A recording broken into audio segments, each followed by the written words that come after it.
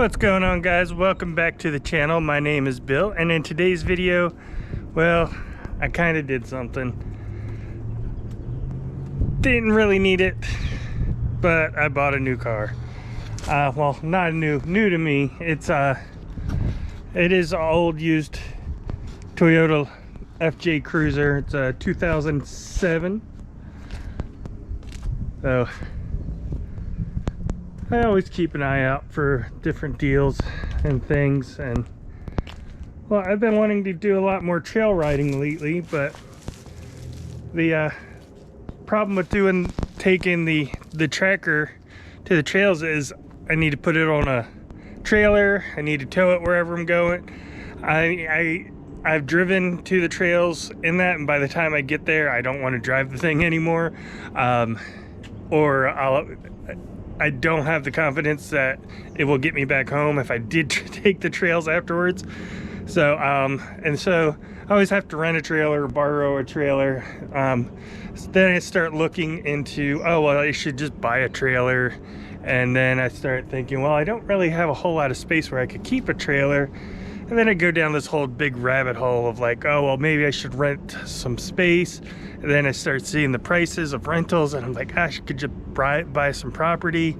And then I go down this whole, like I said, this whole rabbit hole, and before long I'm looking at helicopters and who knows what else, and I just never end up buying a trailer. So I'd always browse looking for deals on, I've been looking for like an older Jeep or something that, you know, I would be reliable enough that I could take it, actually drive it to the trails, drive on the trails, and drive home. And that's when I saw this listed, and I had to go check it out. It is, like I said, it's 2007. So this is the first year they made them, and this is the year they had a ton of sales. I don't know what the exact sales numbers are, but I know this first year they sold a ton of them. So these are the ones that you could find fairly cheap. They made them up until 2014, and like each year after this first year or two, they only sold like 2,000, not even 2,000 units a year. So there's not a lot of the newer yeared ones, and so those are harder to come by and a bit more expensive. Where these 2007s, they're a lot easier to come by. You still don't see a whole lot of them for sale. I didn't see many at all. It's if you do a search for these, but yeah, the local dealership that I deal with all the time, they got it in on a trade, and I took a look at it, and well, here it is. It's our new toy. But if you're not familiar with these are quirky little cars. It's the biggest small car I've ever seen. It feels big and it feels small all at the same time. Like, one thing you notice, like first thing when you try to sit in here, it seems weird because you put your foot up, and every other vehicle I've ever been in, once you put your foot in, you put your foot back down because there's a tub, so it goes down a little bit, but it just straight across on the bottom, so it kind of feels like you're sitting onto a flat surface.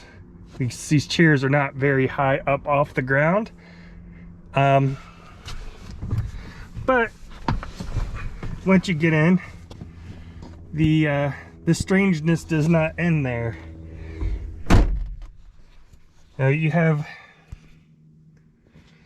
this flat dashboard on the front, and it's just completely flat. There's a big square in the front, and then this front window is so far away because it doesn't tilt back at all. It's almost vertical. So if you go into any normal car, you know, the bottom of the windshield is pretty far away and it's hard to reach, but the top of the window is much closer to you. Here it's only a couple inches closer than the bottoms. It's a very small windshield that's almost vertical. And one cool thing about this is because of the way the window's shaped, windshield wipers wouldn't fit on it. So there's actually, I don't know if you see here, what, 1, 2, 3 windshield wipers. And I mean, this thing is built for off-road. It's 4-wheel drive. It's got locking rear differential. It's got what Toyota called A-Track, which is kind of where it will lock a wheel. It'll apply brake to one of your wheels. If you're driving and one of your wheels starts spinning loose, it'll actually start applying brake to that wheel, and to get more power and to get more action to the wheels that are on the ground. So I don't know how well that works. We'll find out, but it's a cool concept. But like I said, this thing is full of the cool little things like that. But let's open the hood. Let's see what we got. We come around to the front.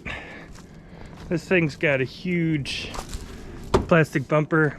Whoever had this before, normally there's like little gray bumpers off of there that were interchangeable. They were made so like if you did bump into something and mess that up, you could trade those out. It looked just like these rear ones, which are basically the same thing. So whoever had this prior decided not to replace theirs and just took them off completely. But I mean, it's got a big chin on it, which we're probably going to change. And it definitely got some weird looking headlights and everything. We definitely want to get rid of the orange on here. Don't know exactly what we're going to change, but I know I'm going to get rid of that orange. It does not match with anything. And then this is actually a fake vent. It's completely blocked off there. So looks cool, but it actually serves absolutely no purpose other than to make this thing even less aerodynamic. Not that I think they were going for aerodynamics with this thing. Here you can get a better view of just how vertical that windshield is. It's, like I said, it's maybe 2 inches further back at the top than it is. But inside, I love how much room there is in his engine bay. It's a V6 engine in here. It's supposed to be around 250 horsepower or 250 foot-pounds when they were new. I don't know what we're running now, but I mean, it is in good shape. It doesn't look like it's been abused. I started wiping some stuff down in here. Yeah, it runs great. This thing's got 170,000 miles on it.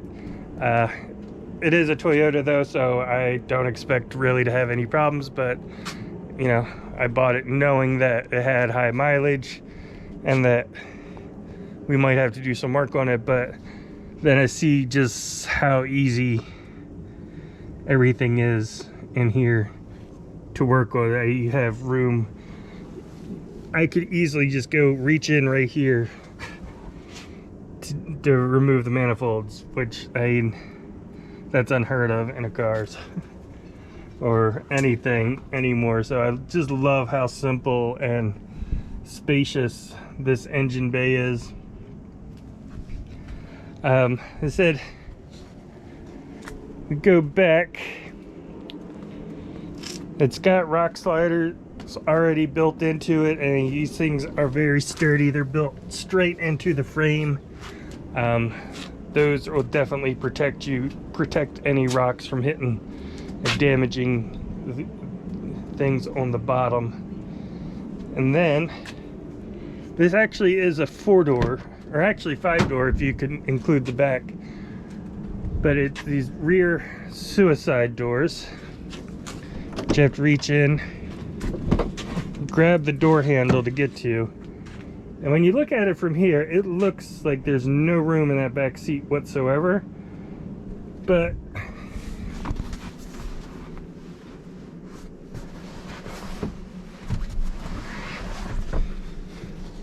once you climb in back here, it's actually a lot more room than it seems like it would.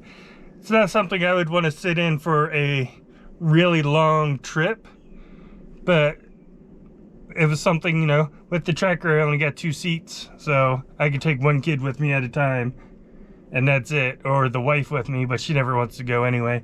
So normally one of the kids with me, and that's it. Here I could take 2, 3 people, no problems. It would not be uncomfortable. It's a little bit of a pain getting in and out of. It's not the most user-friendly for getting in or out, but like I said, once you're in here, these seats are actually kind of comfortable. And yeah, close the doors. You got plenty of room in here. I mean, I got some headroom. It's not bad. There's only the one door handle on both sides, so you have to reach in to open it up, and the door opens all the way.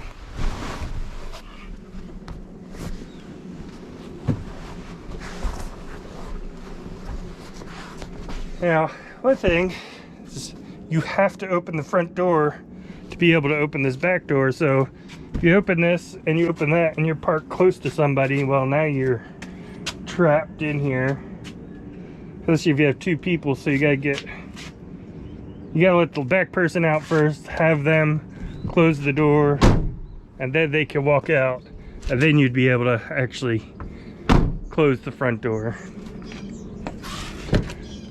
But it just adds, all this just kind of adds to the interestingness of this vehicle. Then the back seats also fold down, gives you a large cargo area. Everything is lined in plastic. The floor, it's all plastic, rubber floor mats. So like I said, this thing is built for going off-road. And you know, if you get it dirty, you just hose it out. I'm assuming there's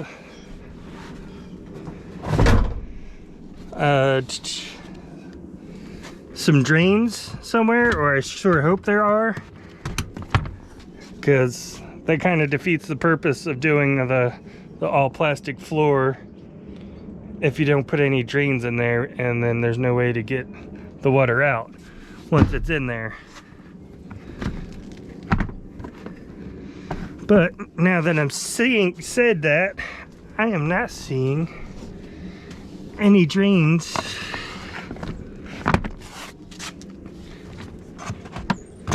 But also, that's one good thing about it not being a deep tub and being pretty much flat there. You won't have to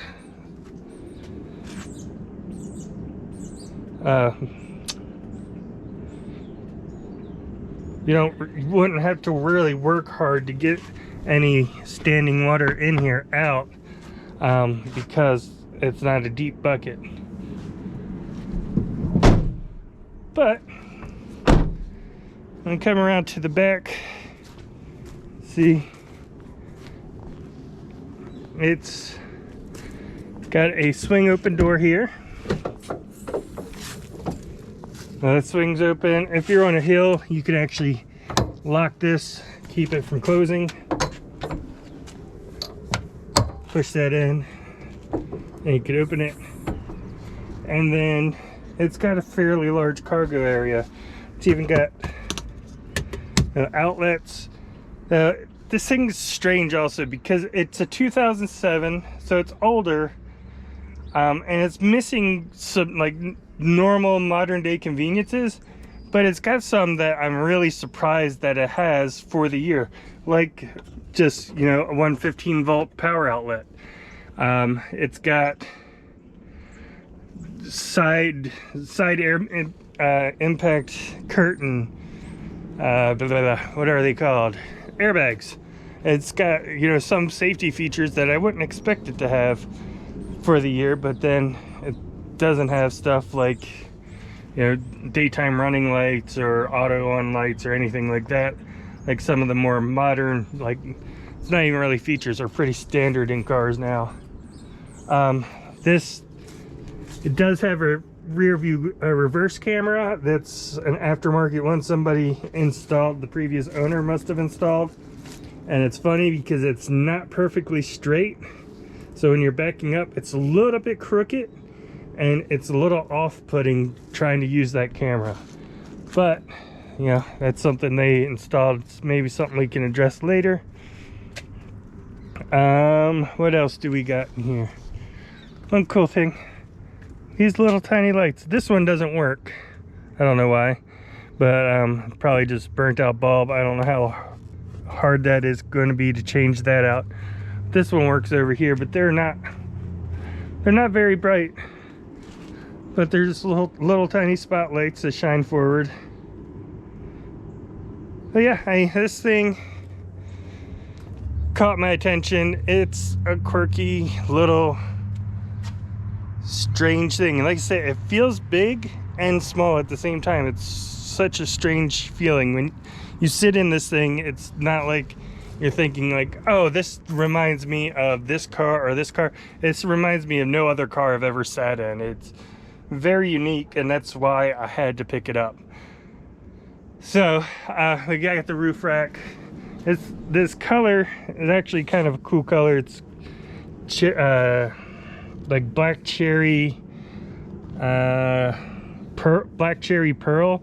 It's like a black cherry color. It's a metallic flake. Though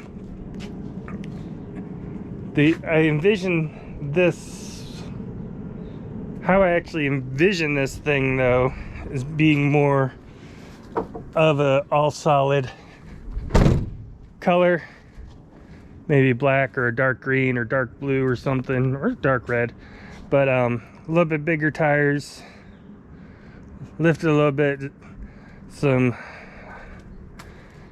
it's kind of like a stealthy off-road thing. Right now it looks like kind of a, I'm going to go to the top of the vineyards and have some cheese. Oh, have a cheese picnic at the top of the vineyard type of off-road vehicle, where I think we can make it look a little bit more menacing than that and make it look pretty awesome. So anyway, that's gonna wrap up this video. I just wanted to make sure introduce you guys to the new car that we got. I wasn't planning on getting it, but they said they got this in on the trade-in. I went and checked it out and I couldn't not go and grab this. So one of the first things I do want to do is actually, before we do touch it, I don't want to even touch it yet until we've taken it over to the trails and see how it handles as is stock, and see if there's anything we need to do to it to help it handle better or not, and then we'll go from there. So I hope you enjoy it. I hope you look forward to seeing more with this car, more videos with this car in the future. If so, hit that subscribe button and I'll see you next time.